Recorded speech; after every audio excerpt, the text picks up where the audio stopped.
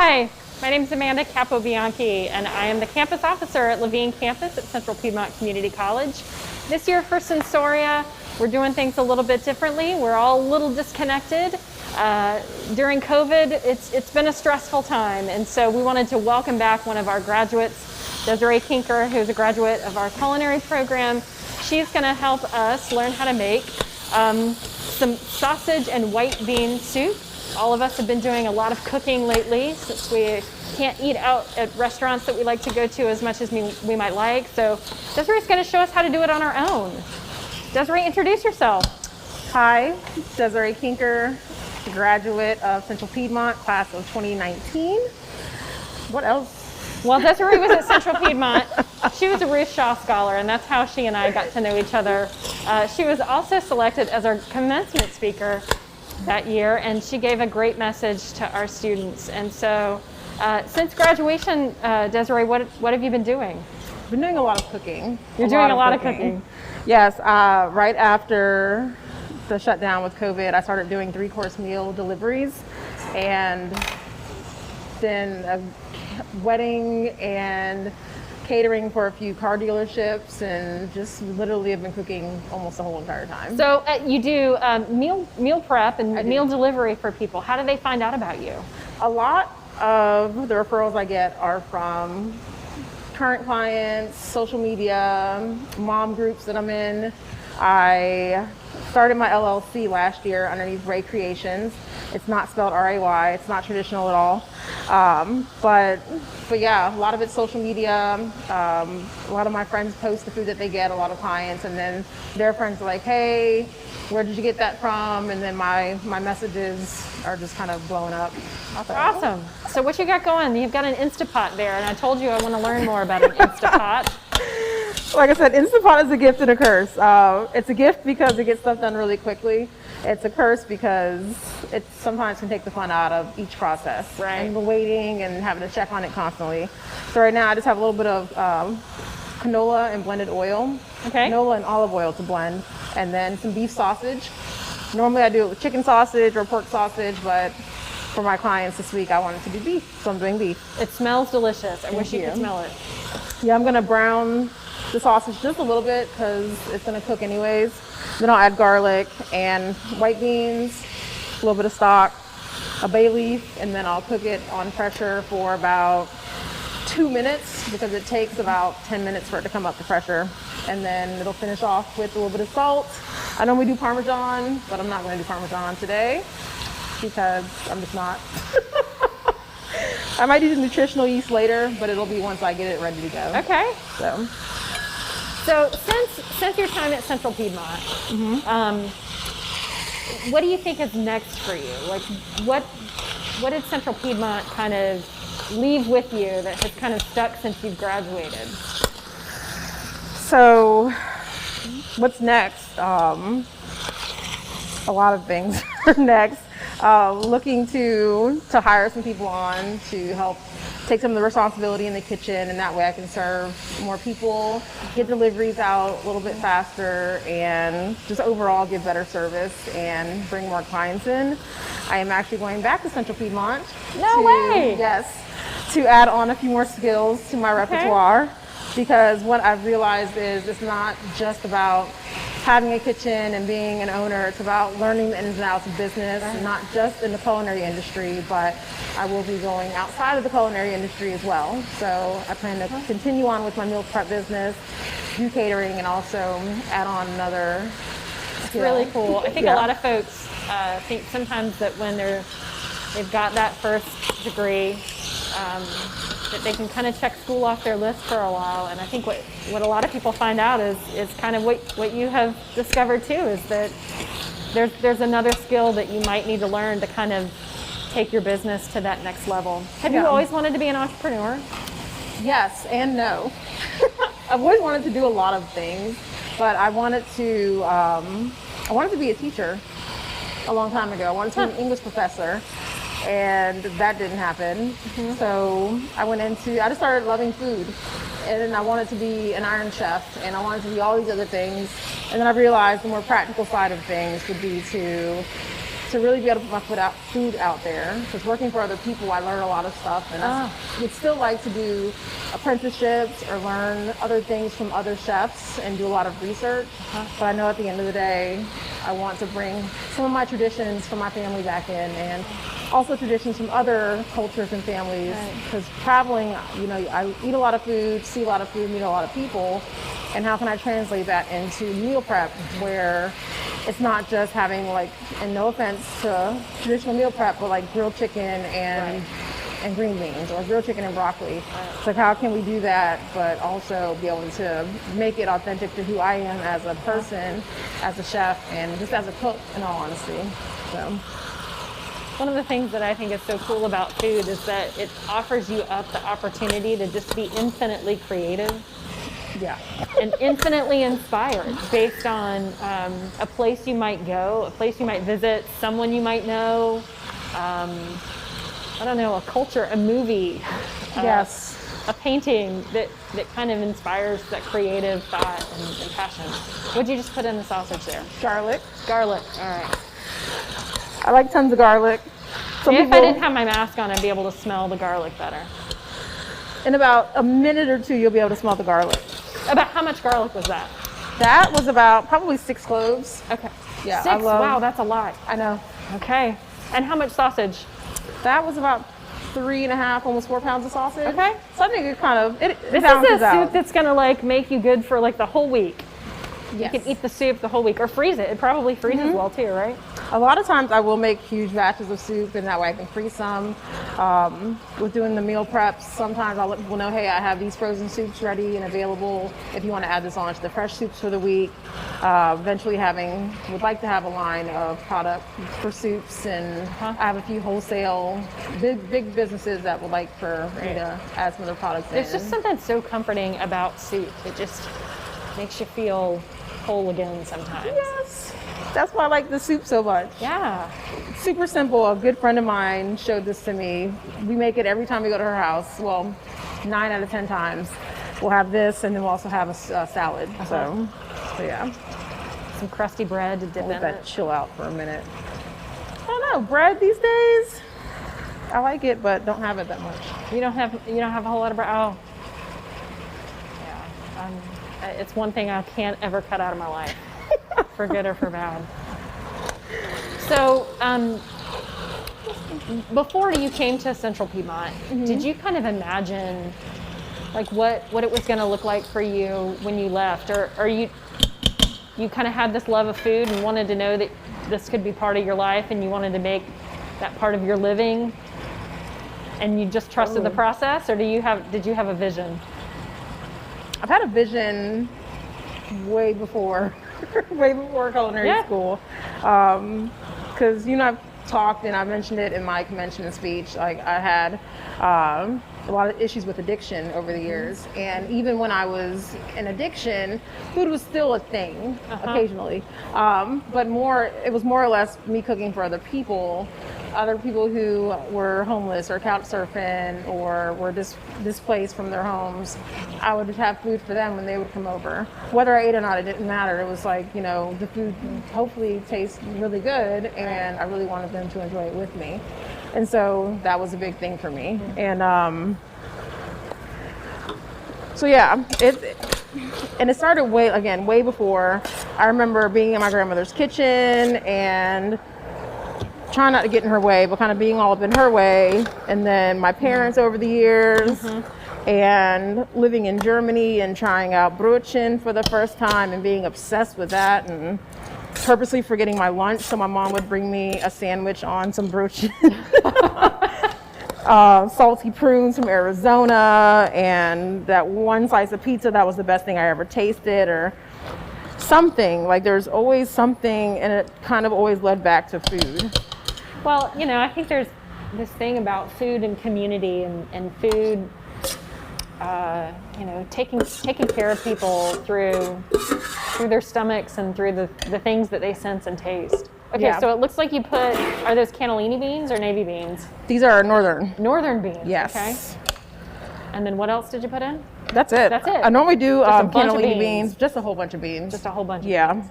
because it's going to get finished off with some spinach and Gonna add spinach at the end, let it wilt.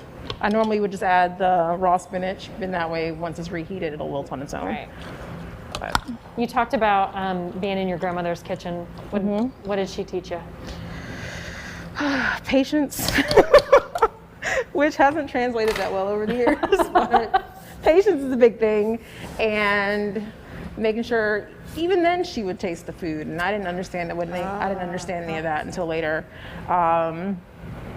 Having a lot of things going at one time. Getting up early in the morning and making breakfast, and then, having lunch ready, and then still having dinner, and literally just taking the process one step at a time. Right.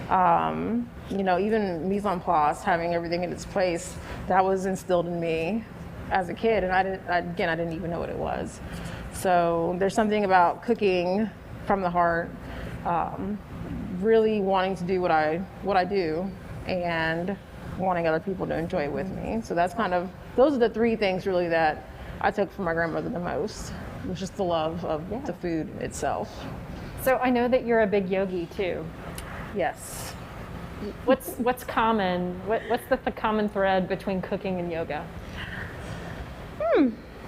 Some would say nothing, because for me, something I had on my Instagram was, going from chaos in the kitchen to the calmness on the mat, because most people would see it as literally two opposing forces, chaos and heat and so on and so forth in the kitchen, and then yoga, it seems to be so therapeutic and very, very calming. However, there are different courses of yoga. There are different limbs of yoga. It's not just the physical practice of it. And there are some yoga teachings that are hot, and they are very fast movements, can be very erratic, very fluid, whatever the case is. And so it does kind of tie in together.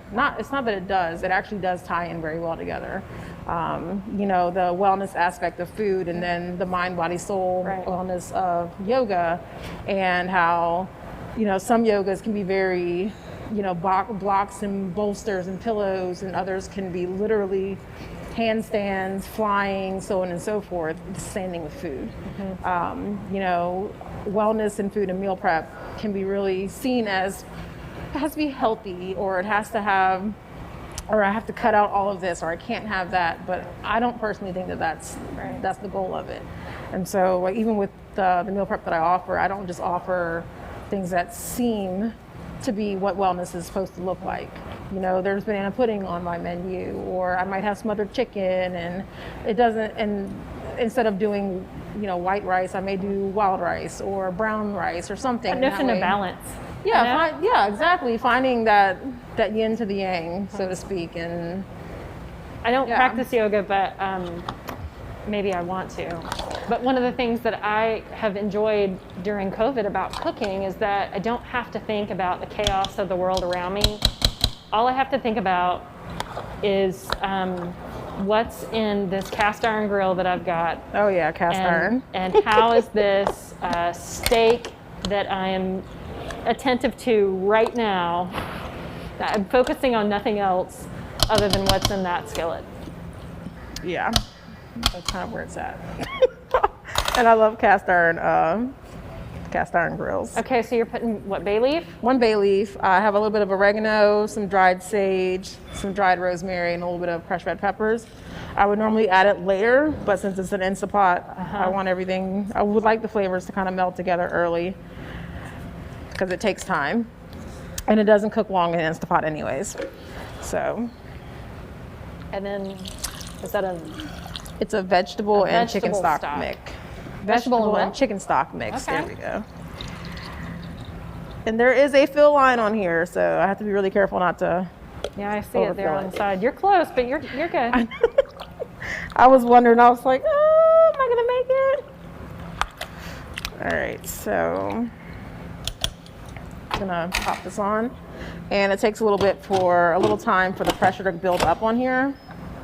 So I'm sealing it. So what settings are you using? I was using the saute setting. Okay. Just for the browning, and since I am doing a bigger batch, it didn't brown as much as I would like, which is perfectly fine, because it's not about the browning. I just want a little bit of caramelization. But it's a it's very, very light soup. Yeah. So now I'm going to go to the manual setting and set it to 4 minutes. Again, it'll take about 10 minutes to pressure up. It'll cook on pressure for 4 minutes, and then it'll depressurize. And then it's ready. Pretty much. So it's not a soup that you're waiting around for an hour for it to cook, right? No. Man. Because what I would normally do is, or what I could do is pop the sausage into the oven and brown it really quick. And that way while I'm, sauteing the garlic, getting the beans a little more done, because I like beans, but I didn't have an affinity for beans a long time ago. My mother doesn't like beans very much. My son doesn't like beans very much. And I've converted them with this soup. So let me just say that. And it's because I cook. Well, you could kind of use any bean you liked. Like you could use a kidney bean if you like, Yeah. or mix them up. And so I'll just cook the beans a little bit and soften them. And that way you don't end up really tasting the beans as much in the soup because you have some of the dried herbs. And then I may, finish it off with some parsley or something of the sort to brighten it up a little bit. Maybe a little zest of lemon, Ooh, that sounds great. I normally would add Parmesan and because you can do a lot with this, a whole lot. You can put it over rice if you want. And, rice and beans is like a complete protein, and add on the protein of the sausage. You can do it without any sausage. Like, it's just, there's no limit to it. So Desiree, where are you from? I am a military brat. In my younger years. I grew up between South Carolina and Virginia. My parents, one was there, so I would go to school different places, between the two states. Right. So I was born in Arizona, and I lived in Germany for a few years as a young kid, and then my little East Coast living. So when I think about South Carolina food and I think about German food, there's not a whole lot that's similar there. No. What's your favorite German dish? My favorite German dish would be currywurst and pommes frites. Okay. Basically sausage with curry and some teeny tiny little matchstick, almost French fries. So, they're just so good. Can you make a pretzel? Can I make a pretzel? Yeah. Oh yeah. Yeah, where you pop it in the water and then you bake it. Yes. Okay, you're gonna have to show me how to make a pretzel. I like pretzels. I like making pretzels. I don't make them often, but I do like making pretzels and potato rolls and muffins and. What would you say is a very traditional South Carolina dish that just speaks to your childhood or growing up? Fish and grits. That's my favorite of all times. Hands down, top 5. So that was a regular meal that you had? Yes. Who made the fish and grits in your family? Who made the fish and My grits? grandma. Your grandma. Yeah. Because shrimp and grits, a lot of people, it's very common, but I love fish and grits. A nice fried fish or even a good baked fish, grilled fish. I don't care if it's over some cheese grits or a really good creamy grit. I'm good. I'm happy. It's pretty simple. Or smothered chicken. That's another favorite. Who are the biggest Charlotte food folks that you've learned from kind of since you've graduated? Who would you call your kind of mentors in the kitchen? There are a couple, especially some people that I've been following a lot more and reaching out to, because I thought I was a really big extrovert for a long time, but I realized when I quit drinking, I was an introvert, and I kind of people are. It's not even that people are intimidating, but I don't know, being in a cloud of addiction, I kind of was isolated for a long time, and so now. Being almost 5 years sober, it's really getting into the area, and I've been here for 10 years. And so a good chunk of that, I missed a lot of what was happening. And so Chef Sam Diminich is a really good friend of mine. We're both co-leaders for Ben's Friends, which is a coalition of sober food and beverage people. We're the bridge for some people between addiction and sobriety. I imagine that that group has been incredibly valuable during this season of COVID. Oh yeah. Oh yeah. the data that you hear about use of alcohol and drugs during this time is just through the roof. And I think we probably don't know the impact that that those communities are really suffering with right now because of the isolation and stress and any number of factors. So Ben's Friends has been an important. Oh yeah. I started going to Ben's Friends before COVID and became co-leader, and we would meet at Oku right in South End, and there'd be maybe 4 to 7 of us, and it became a weekly, every Monday we would meet. And then when COVID happened, we went to virtual, which was a saving grace, having people in the food and beverage industry who are sober, and some people who aren't. Like, you don't have to be sober to come to Ben's Friends or any program of recovery for that matter. Some people just come in just curious and need to talk about being in the industry and how stressful it is, because we have to deal with a lot of stress and pressure, and it's very, very nonstop. And so, seeing Chef Sam, and we're neighbors too, and and we're neighbors here too, and so it's really good having someone like him in my life who is an experienced chef and has dealt with the pressures and deals with them very gracefully. And then you have Chef Greg Collier over at Leo and Louise, who I've been stalking him and his wife on Instagram and Facebook, because I'm like, they're just so amazing, and going out there to eat a couple of times, and they've really been incredibly successful. Oh here. my gosh, it blows my mind. And then the guys over at What the Fries, and then just so many different chefs, because being in culinary school, it's a bubble, and once I got out of the bubble, it got burst. Right. And then there's Chef Justin from Foxcroft Wine Company, who I worked underneath for a couple years, and just there are a lot of really amazing chefs in Charlotte, and there are so many more. I can just rattle their names off, but being out in the limelight, and them being out in the limelight, and me being able to see that, where I'm not someone who necessarily is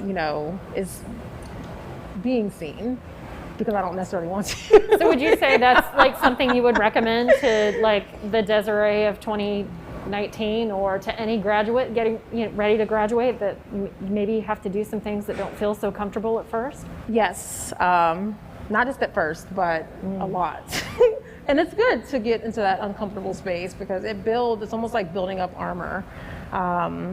Social media hasn't always been a strong suit of mine, but people want to know me, and people actually like me.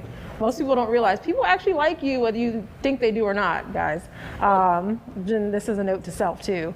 People want to know about my food, and there are a lot of people who see me and I don't even know they're looking, and they're just kind of waiting. They continue to wait for people, and a note is to not let the opportunity or the exposure pass you by, because there is somebody else who's just as hungry, who's waiting in the wings. I think too, the thing that you said in the very beginning, that to know that you're not really just done with, you haven't just checked your degree off the list, that like you got to think about the next big thing, and what's the next layer of experience or skill or certification or qualification that you might need to do the thing that you think is coming next. And all too often I think we just kind of discount that because we think we're done. And that's what's so great about a community college, is that you don't ever have to be done. I don't want to be done. I thought I did, because I actually got accepted into JWU for the culinary nutrition program, which I was really thrilled about. And that's when, right when COVID hit. And I even took about 4 months off. Well, almost, that's a lie, like 6 months away from food, because I was like, do I even want to do this? Do I even want to be a chef? Do I even want to be a cook or anything anymore? And I wasn't sure. And so I didn't register for JWU because I needed to reassess. And, and then I decided to stop doing the 3-course meal delivery. I stopped taking on new clients and everything. And someone reached out to me and asked about me prepping for a autoimmune protocol diet and nightshade diet, nightshade free and gluten-free, sugar-free, dairy-free, no beans, nothing. And I was like, well, yeah, we'll see where it goes, whatever. You know, I'd been furloughed anyways, and I was like, well, I don't have anything else to do at the time. And of course, with COVID, didn't know if the world was going to end or continue. So I was like, I'll just try making this food. And it turned out to be pretty good. Been a lot of bumps along the road and all that. And so, you know, with thinking like, was I done? I was just like, well, what else am I going to do? And so, you know, I'm a certified yoga teacher. And so I took on some more yoga trainings and then, you know, still practicing yoga. But I was like, well, is this what I want to do? And so I decided to really give food a shot, because why wouldn't I? After all I've been through and all of the work I've put in and all of the research, all of the studying, and from the outside looking in, I think it's what makes you happy. I think it's I don't know, I think it's your canvas where you get to be creative and kind of express who you really are and tell others who you really are and take care of them at the same time. And I think about all the people who either lost their jobs or maybe were in jobs they didn't enjoy, and COVID kind of came along and gave all of us this opportunity to really sit and think about what's important in my life and who's important in my life and what is it that I want to do that's meaningful with my time and with my talent, and let me focus there. And so COVID for as bad as everything it's been, I think there are some silver linings that if we look hard enough to find, they're really important and really valuable. Yeah. Well, and that was the cool thing with going through this, I guess, kind of a breakdown.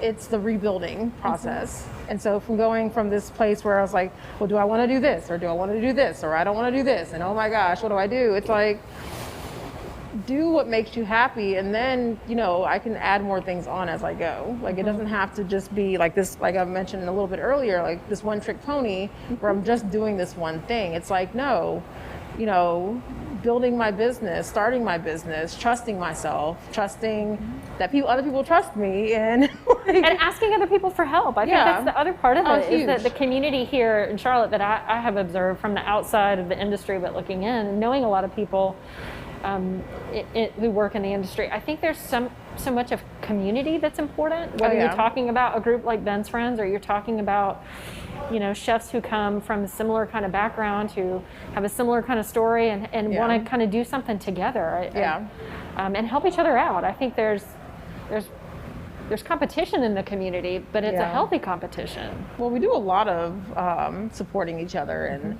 like even being here at City Kitch, anytime anyone needs anything, even if it's just someone to kind of bounce some stuff off of an event, we all have, it's almost like a sounding board for each other. And then yes, I have Ben's Friends, and then I have like my recovery community, and then I have the yoga community, and then I have, you know, CP squad. It's like I literally am covered in support. And sometimes as just a small business owner or just a person in general who's very strong-headed, it's like, you know, I have to figure this out, but I don't have to figure out everything, because it can be very exhausting and very counterproductive. Right. So yeah, community is huge, huge, huge, huge.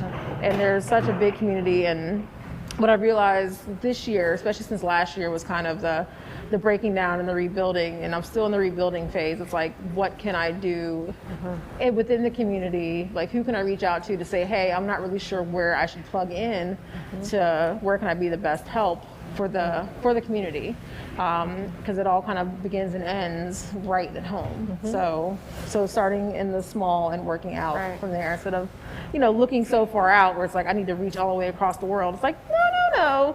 You know, what do I need to do right here, maybe in this one day, and then we do can the next add on right from thing. there. Yeah. So let's talk about the space that we're in. This is a really cool, interesting place. It's really fascinating. So we're in City Kitch.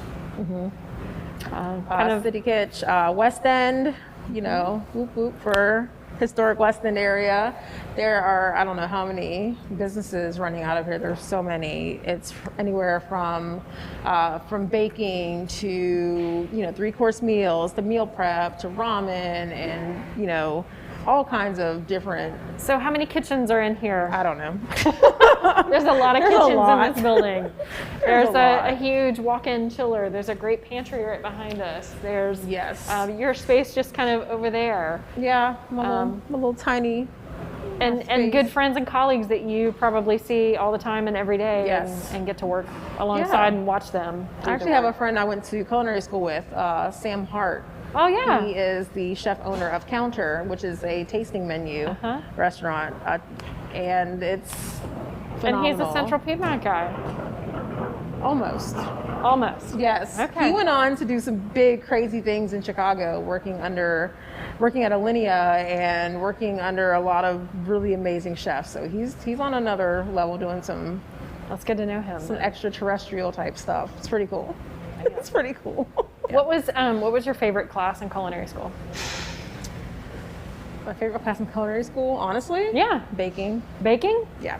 Do you bake at all? Yes. Okay. Yes. What's like your Baking is actually my happiest place. Okay. Yeah. Unless I'm doing classic soul food and stuff that, where I'm tinkering around the kitchen and, experimenting. I love experimenting. So Garmager is very, very close to baking because Garmager, I was given the opportunity to do some crazy food science stuff. So we're talking about very precise kinds of cooking, right? Yeah. Having too many, too much freedom sometimes in the kitchen. It's not where it's at. Some people think, oh, I want to be a chef so I can be crazy, and do all this. That's all fine and good, but within some, a little bubble for myself. What are your favorite things to bake? Are we talking like a cookie, or are we talking cake, chocolate? What do you think?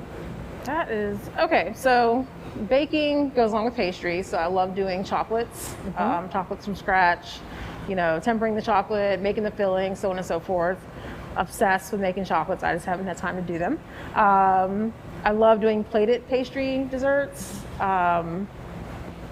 There's so many. Banana pudding is the OG, triple OG. Everyone loves the banana pudding. Every South Carolina girl needs to know how to bake banana pudding. But I kind of get a lot of flack because I don't make mine very traditionally, and I also put salted caramel on mine because that's how I like it. So it sounds wonderful. Well, I don't like soggy cookies, and so the whole story behind banana pudding for me is, using vanilla wafers, which are super traditional. Love it. Don't get it twisted. Just for me, and very texture-wise, having the cookies, they get soft, and the bananas are soft, and the pudding is soft. I didn't particularly care for it, and I couldn't figure out why for a long time. I was just like, well, I just don't like banana pudding. Right. So I didn't eat banana pudding for a long, long time. And then I was in a competition, I believe it was 2018 going into 2019 in culinary school, and we had to make pastry cream a lot to practice it, to get it correct. And then I was making cookies for whatever the case is, the tailgate, and then, doing salted caramel at the restaurant I was working at. And, it was the last game of the tailgate season, and I was like, we don't do desserts really, so I was like, are y'all cool with making some little dessert cups? So I had these little tiny phyllo cups that you can get at the grocery store, like $4 for a pack, pop it in the oven, get it crispy. And then I was like, well, maybe I'll do a banana pudding because it's pastry cream, resembles pudding. So I put bananas in the bottom of the little phyllo cup, and then I put the pastry cream on top, and then did a little drizzle of salted caramel, and then that's all she wrote. And I've been making it ever since, the exact same way. I make the cookies from scratch, I do the caramel from scratch, I do whipped cream from scratch, and then make the pastry cream. What a labor of love. It's, and it's worth it. It's worth it. So, for the sake of movie magic. Oh man, look at that. So this can cook for as little or as long as you like. Some people don't like beans. If you don't like beans, then I would cook it until the beans are almost mushy. That's just my personal take on it. So instead of adding in spinach, because everyone doesn't like spinach, which is fine, I'm not hating, add a little spinach to the bottom of your bowl. And this is a tiny bowl. And I'm going to season with some salt. Just a little bit. Because the sausage has salt. And some pepper, all the pepper. Because I like pepper personally. I like pepper too. I wouldn't be mad if that was crushed red pepper. And the bay leaf's gonna stay, and then it'll be removed once all of it's done. So, gotta clean up as you go. Actually, add more spinach. It looks so pretty. You know, we're just on the edge of spring right now, and that just looks like springtime in a bowl to me. It's still, you know, it's still hardy enough for winter. And because, you know, here in the Carolinas, we go from spring to winter to fall within a week. And so it's kind of, Don't forget you that know, really long summer. It works out. It works out. And it smells really good. Oh, And Desiree, that looks fantastic. thank you.